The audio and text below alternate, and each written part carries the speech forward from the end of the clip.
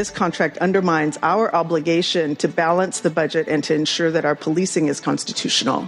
And I believe that the public has a right to explore this legislation more carefully. There's some things that we can't say legally, but I can say that this is an agreement to bridge the gap as we continue negotiations with this contract. What you're hearing there, some of the discussion from the Seattle City Council this week regarding a new contract for the Seattle Police Officers Guild, the union for rank-and-file officers of the SPD. Has this contract gone through the right amount of scrutiny? Does it need a public hearing? Also, what is a financial audit, really? A moment of self-reflection on an impending budget update this week. Plus, who's pushing back on the mayor's proposed update to Seattle's comprehensive plan, our city's roadmap to urban growth? Well, we are looking at these questions and so much more this week on Seattle News, Views, and Brews, your coffee break political podcast. I'm Brian Callanan. I am a host on Seattle Channel. The views expressed here are mine. And I'm with my co-host, David Croman, the City Hall reporter for the Seattle Times. And David, I'll make sure to bring you in here. And I guess I got to ask the question this way. Were you one of the lucky ones who saw the Northern Lights last Friday night? Or were you a doofus like me and said, nah, I'll just get to bed early. I'll make sure I see him on Saturday, and be completely disappointed? What camp are you in there? Well, I was in Portland, and I was in the middle of the city and also have a toddler. And so I admit that I did not see them. I have seen them elsewhere a couple times. Okay. And it's always an amazing thing. So I'm sad I missed them. And also, it is a bucket list item that I have checked. So I don't feel totally disheartened. Okay. Yeah, well, and we'll make sure you remind your kid in 20 years. That's going to be an important thing because my kid was at home, went out our front door, took the photo, and didn't even wake us up. Anyway. So that's a whole nother show there.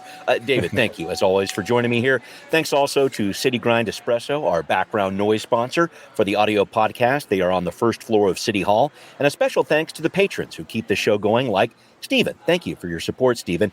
Become a patron, folks. You'll get access to patrons first content before anybody else. We'll answer your questions about City Hall and the show, too. A special bonus there. Check it out on Patreon, Seattle News, Views, and Brews. A big thanks also to Converge Media. The video version of this podcast is on Converge Wednesday nights at 7. All right, it's time for Right Here, Right Now. Okay, folks, another current events check-in. Police hiring legislation looks like it's going to go through next week with the full council.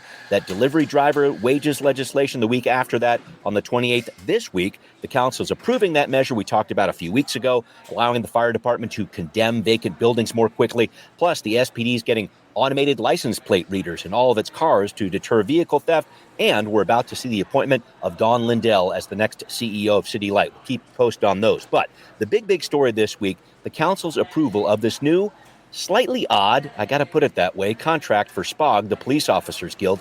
As we've told you before, this is retroactive. Only talks about raises through the end of 2023. It does make SPD officers the highest paid in the state. But as we have noted, it still has some question marks around accountability, which is what Councilmember Morales was so concerned about. She was calling for a public hearing. That's not going to happen. The council rejected her motion to take this item off the agenda for this vote, 8-1, then approved the contract by that same margin, 8-1. David, I just wanted to go down this path briefly, if I could. Why isn't there a public hearing on this? I know Councilmember Morales was the lone vote calling for this, but why isn't there a public hearing for this? What's going on? Yeah, I mean, there hasn't been, if you look at the last time the contract came up, there wasn't a formal public hearing then either. There have been some community forums. The Community Police Commission has hosted them, but I don't know the full historical record, but I know at least at the last SPOG contract, there wasn't a city council hearing. So it would be a little out of the ordinary to have one. Also, I think really what's going on is the city council is not really in a position. I mean, voting up or down on a contract is a really odd thing because it's not like a piece of legislation that you can approve. And when it shows up at the full council, it's basically already had a majority of the council vote to approve it in the secretive labor relations committee that 5 of them are members of. And so for it to go from the labor relations committee to the full council and then be voted down, there are some legal implications there, and certainly would open the city to a unfair labor practice. I mean, if you truly feel strongly that this contract is wrong and should be voted, that still an option. It just is more complicated than voting down a piece of legislation. All of which to say, we know that the council had decided they were going to vote for it, and literally nothing was going to change their mind. And so I think they felt that, why are we hosting a public comment on something that is not going to change? On the flip side, this is a really important contract for a lot of reasons. And, even the people who voted for it acknowledged that there are likely shortcomings, and, there are pieces of it that a federal judge, I'm almost positive, is going to take at least some issue with. And so, I think that's Councilmember Morales' point, is there's a lot to talk about here, and we should give the public an opportunity to talk about it. Yeah, and I should point out as well, you mentioned that Labor Committee. That was part of the memo that the council was looking at today. The Labor Committee didn't plan to hold another public hearing, as the memo says, because the proposed interim agreement has not changed the city's overall negotiation goals. I think we heard that from the council as well on Tuesday afternoon, this idea that this is not a perfect contract. The goals are still in place to build another contract, which they're going to have to do, because here we are in 2024. There isn't a contract that really covers this year and beyond. And I think we heard from a lot of council members, they didn't flat out reject what Councilmember Morales had to say, but they were very limited about what they could say with regard to these negotiations under state law. It's this whole idea that we don't have a full understanding of the process involved with these negotiations. You touched on this earlier, and I just wanted to go with you a little bit further on that. It just seems like a very frustrating place for the council to be in. I think they want to talk about some of these negotiations, but legally they're not able to do that. And that's a big challenge. Yeah, for sure. I mean, and it's the same one that the last city council was considerably more kind of progressive left wing than this one. And they also voted 8-1 in favor of the contract for many of the same reasons, which is, it's just a lot hairier than voting on a piece of legislation. And I think they'd like to kind of pull back the cover on exactly the discussions that were happening, but it's just not how this process works. Which is just very interesting, because I find the dynamic between Seattle, or just police unions, and the rest of the labor world really interesting, because it's mostly progressives and left, on the left wing, kind of arguing to slow this process down and to open up the bargaining a little bit, and to change, taking issue with this process. At the same time, it's, the sort of historically left-wing labor community that in a lot of ways is protecting this right that the police officers guild has. And, I think it's why, for example, accountability is still something that the city negotiates at all, despite some of their frustration, because the state legislature would have to step in and change the parameters of the collective bargaining to strip out accountability. But the left, the labor community hates that precedent, even if they're a little uneasy with the relationship with some police unions. The labor community is not going to support laws that would strip back collective bargaining rights at all. And so it's just this super interesting dynamic that leaves it kind of a secretive and opaque process still. Yeah. It really is. And that what you're saying there about the state needing to step in here, that's exactly what the federal monitor said in this case. The judge who's overseeing this federal consent decree and thinking about those accountability concerns, the quote was, "The only true solution to this challenge would be for the state legislature to act and prohibit accountability-related issues from being part of police collective bargaining." Wow, there's a lot to this one. I know there's a lot more than just this meeting today, but David, I appreciate you talking about that. And I do want to make sure that we move on to some other pieces of the show here, if we could, because I saw you post earlier this week about the work the Select Budget Committee is undertaking this week. And there's the chair of the Budget Committee, Councilmember Strauss, trying to defend his take that he's performing a, quote, audit of the budget, which he's really not. And a few people gave him a tough time about that. What the heck was going on there? That was you noted it was a very Seattle moment. What was happening there? Yeah, I mean, this is not an audit that the city has done. It's a review of the budget. And they basically, because an audit ends with recommendations, and it's looking for weaknesses, and it's a really sort of formal process. What Councilmember Strauss's office and the council central staff had undertaken was basically a kind of in-depth review. I mean, it would be difficult to perform an audit as just an individual. If you were an individual, you theoretically could have gone in and sort of found all this stuff. The central staff just kind of pulled it all together in one really comprehensive report. But I think because a lot of the council members on the campaign trail kept talking about wanting to audit the budget, so on and so forth, Councilmember Strauss really got this idea in his head of, the Merriam-Webster's definition of an audit is, this is, and so, it just became this like sort of frankly silly fight over whether or not what the city council had done was in fact an audit. It's clearly not an audit, but like, that's not to say it's not a valuable exercise. I mean, I learned a lot from that report. It's just, it's not an audit. Right. Fair. I did want to get back to the here and now because the budget committee will be looking at this week, getting an update on budget numbers. And the number we're all focused on, the budget deficit, appears to continue to be going up here. What was a $241 million deficit as of a few months ago is now $258 million. It looks like in 2025. I know that this could potentially increase in terms of settled labor contract costs. The report points to that. Also looking at higher inflation, that's definitely a factor in this as well. I guess I'm seeing this growing budget gap, I should say. And I just kind of want to put the question, do you see a bleaker budget situation in the weeks and months ahead? I know the council started on this early, and they're really going to be looking at this throughout the summer into the fall, long before they'd usually start this in September. Yeah, I mean, the mayor's office will say it always called this a $250 million budget deficit, even when it wasn't yet that big, because they anticipated that that's what it would become through some combination of new labor agreements. This appears more to be about sort of revised. It seems like there's a lot that went into this. It seems to be more about like revisions about how much was spent, how much wasn't spent, revenues, just kind of a recalculation more so, I think, than new labor agreements, because despite what I would have guessed, it seems like the city had actually put away most of what it needed in reserves to cover the new police contract, which frankly is surprising to me. I mean, it goes a little bit over, but it doesn't enormously add to the budget. Right. But, I think the picture is not totally out of what the city was expecting, but it's, close to 260 million now. So that's, of course, worse than 230 million. I mean, so it's not certainly not good news. Yeah.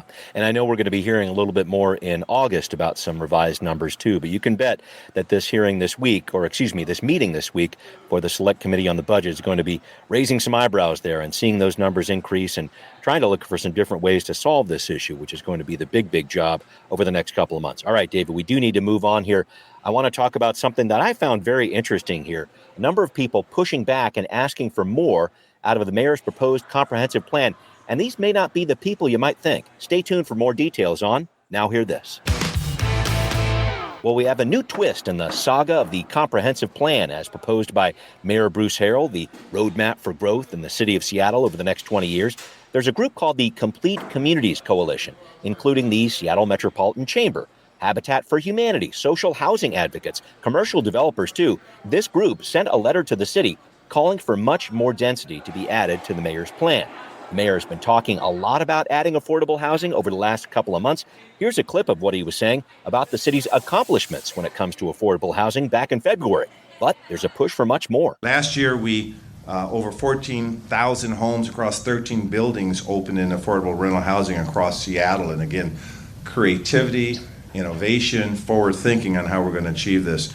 And thanks to the recently approved housing levy, we'll be able to invest more than 3,000 new affordable homes for our most vulnerable neighbors over the next 7 years, as well as provide greater support for the staff and the operation of affordable housing buildings. David, I was just really struck by this broad coalition of very different constituencies and what they were saying, to quote from this letter they actually sent to the mayor's office. Simply put, the current draft plan is a plan to make Seattle more expensive. This will most impact renters, low-income people, and people of color as we face rising rents and displacement pressures.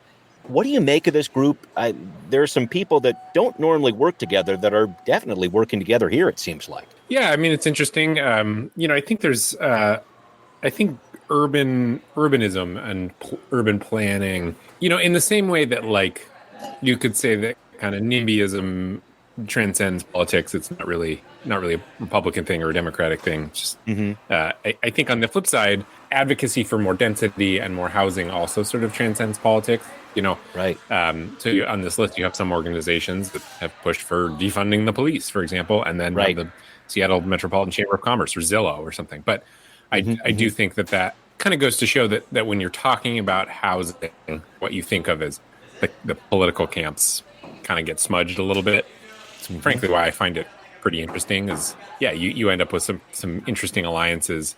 We'd see this sometimes on the other side, sort of skeptics of more density, Councilmember Shama Sawant and Alex Peterson taking votes together, for example. Right. And then on this side, you've got business advocacy organizations with basically activist organizations. So it's surprising on its surface if you've been kind of following the housing debate. It's actually not that surprising.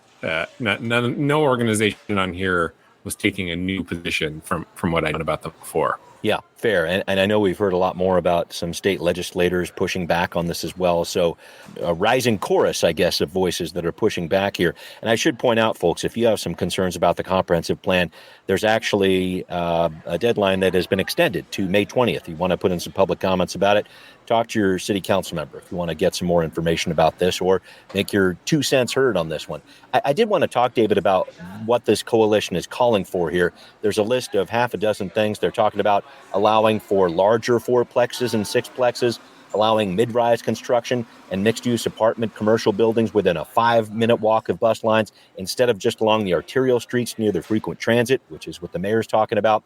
They also want to expand these neighborhood centers from an 800-foot radius to a quarter mile. This is a new designation in the plan, and this is going to be very interesting. It would allow for 4 to 6 story apartments in there. Also, fourth on the list here, more density bonuses. This was interesting, a lot like the plan the council just rejected from Councilmember Morales, the Connected Communities legislation. And then we're talking also about the coalition calling on the city to allow for 12 to 18-story buildings in all of the regional centers that are on this list, including Capitol Hill, the U District, Northgate, Ballard. So a lot going on here. And I just wanted to ask your opinion on this. What do you make of this list?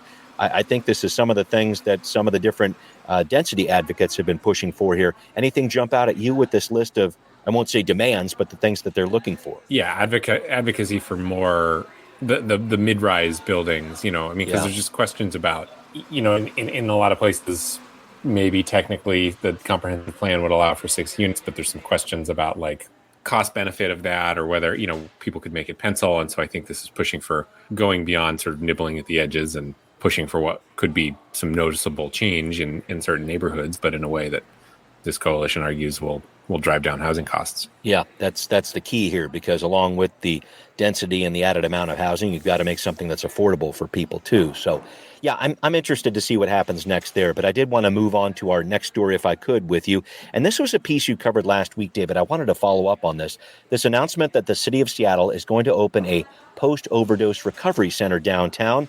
The Downtown Emergency Service Center will open this space in 2025 as planned right now at the Morrison Hotel near Pioneer Square. So emergency responders would offer to take people there after they've overdosed and been revived with Narcan. The mayor himself pointed out, David, this public health space is not a place where the city usually operates, but here we are. What does that say to you, that the city is taking more of an active role here, where normally I think we'd see the county or the state involved? It's an interesting idea. I hadn't really ever heard of these facilities before. I know if they exist elsewhere. Talking to some fire department folks afterwards, their take was basically, you pick people up and they often really don't want to go to the hospital. I mean, for obvious reasons, who wants to go to the hospital, but they may not have somewhere else to go. If you don't take them to a shelter, they're going to be out on the street. If they're out on the street, the key point here too is like when somebody overdoses and receives a dose of Narcan, it blasts all opioids off receptors of their brain and revives them.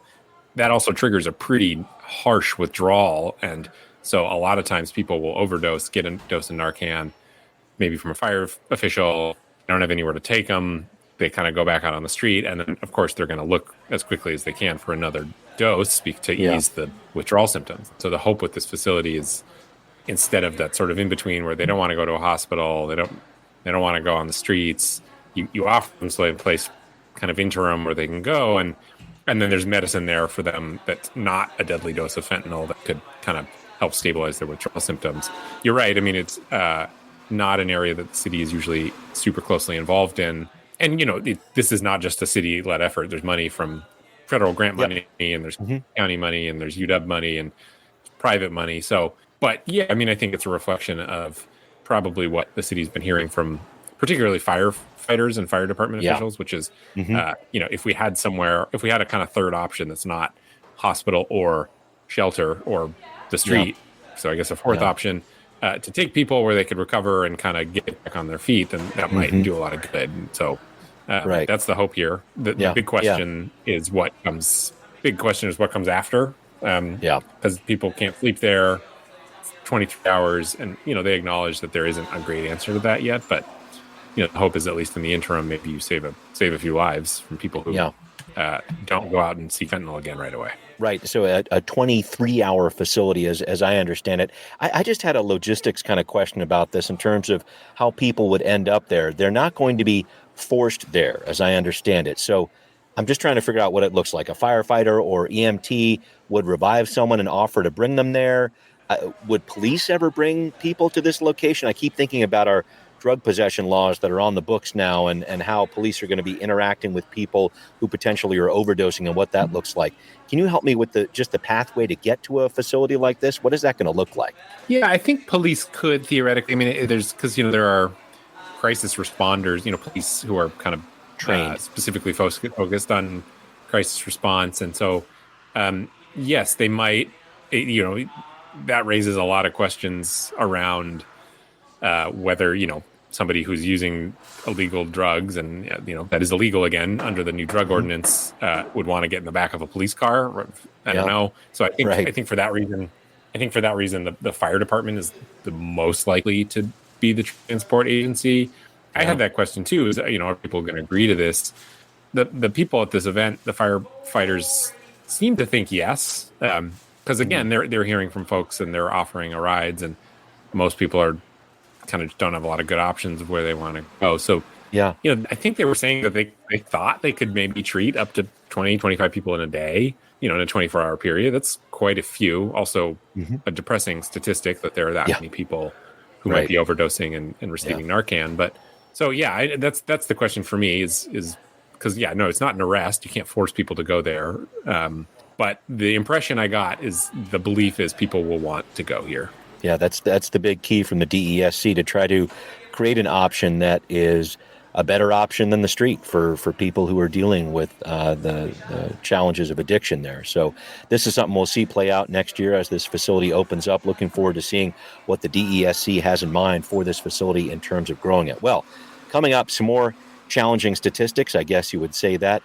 And maybe a flashback for David here, too, as we start talking about a recurring nightmare of a story, traffic deaths continuing to increase in our state. That's coming up on What's Next.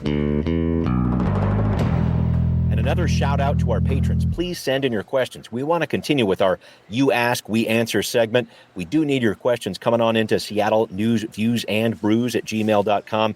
Patrons, send in your questions. Make sure we want to hear from you. And David, I do not want to make light at all of the fact that traffic does continue to rise in our state, but this was a story that you were covering several months ago as a transportation reporter for the Seattle Times, and here we go again. Looking at these numbers from the Washington Traffic Safety Commission, we've got statewide 810 people killed in crashes involving a motor vehicle in 2023, up 10% here. This is crazy. And when you think about this compared to the rest of the country, it's not a good place where Washington is right now, because last year, people dying on U.S. roads, there was actually a 3.6% decrease from the year before, according to the National Highway Traffic Safety Administration. So here we are with Idaho and Rhode Island as the three states with some of the most dangerous roads in the country. I just wanted to throw this at you, David, and I know you've reported on this before, but these numbers continue to rise, and I don't know what you make of that. Yeah, I don't know either. I mean, I followed it for a while, and there was never any one answer to why. Right.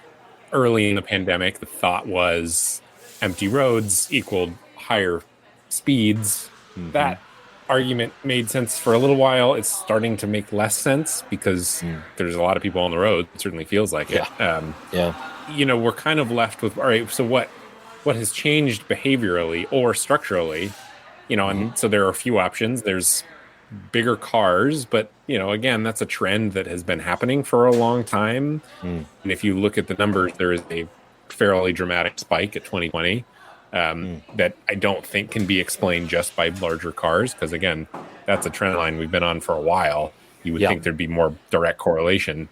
And so, the things that stand out still are speed and distraction. And when you look at speed and distraction, it's hard to ignore the fact that tickets enforcement are still quite a bit down. I haven't done enough. I haven't done any reporting recently, so I don't know if, say, the Washington State Patrol is more depressed than other states. Like, I don't know if it's a slower, or if what tickets look like in other states.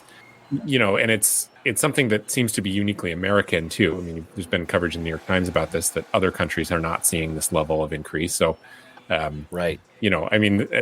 I think law enforcement at this point is probably the closest correlation. It's not to say it's necessarily the causation, but it is just a little baffling that we saw these increases at the beginning of the pandemic, and B, that they haven't come back down at all, that they've in fact getting worse.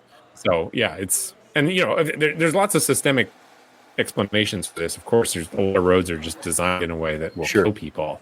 I don't think that entirely explains why the last few years have seen such a huge spike in Washington specifically, except for perhaps, just the fact that there are, you can drive right now pretty recklessly and feel pretty comfortable you're not going to get a ticket. Yeah, I've heard that from so many different people, and I get the feeling too, just in wrapping this thought up, that we're going to hear a lot more about this as the city starts pushing for its transportation levy this fall. Any thoughts there? Because Seattle is, I guess it's no surprise because we've got the largest population in the state, but this is a city that unfortunately leads the way in terms of these different traffic deaths. And King County, one of the worst areas for these as well. So I guess I'm trying to figure out how locally we're going to see a response to this, because I think the city and county have a lot to speak for here and a lot to answer for when it comes to these traffic deaths. Yeah. You could point to the fact that SPD, the Seattle Police Department, basically does not do traffic enforcement anymore. And so there are an increased number of, automated traffic cameras around the city. And actually the police contract that we just talked about opens the way for civilians to do more review of automated tickets. That's right. So theoretically that could kind of speed that process along a little bit. The transportation levy, there would be money, I think, for a place like Aurora. The state has put down $50 million to improve Aurora, but it hasn't gone out yet, partially because they have been waiting for Seattle to come in with kind of some match.